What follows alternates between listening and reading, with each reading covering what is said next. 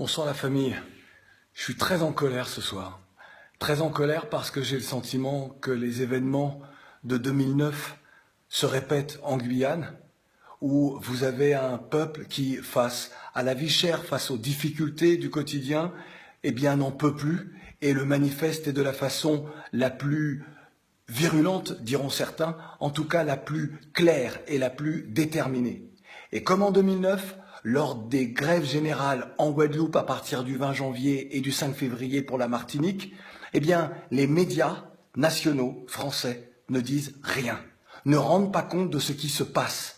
En ce moment, en Guyane, des écoles ont été fermées, il y a des barrages, l'armée, la police protègent la base spatiale, et rien dans les médias nationaux sur ce qui se joue. Parce qu'encore une fois, comme je le dis souvent, comme je le répète très souvent, trop souvent même, la France traite l'outre-mer comme les confettis de son ancien empire colonial.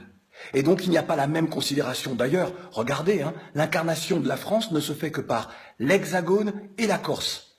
Alors que la France est un archipel avec toutes ces régions d'outre-mer. Si on considère que ces régions-là ne sont encore une fois que des zones d'une autre France, eh bien préparer l'outre-mer à l'autonomie puis à l'indépendance. Mais ça ne peut pas continuer comme ça.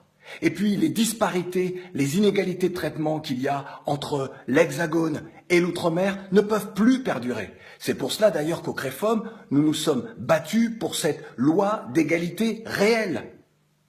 Il y a un moment où il faut arrêter. Le poids de l'histoire est déjà suffisamment fort, suffisamment lourd sur nos épaules, nous originaires d'outre-mer, dont certains, dont les ancêtres ont connu l'esclavage.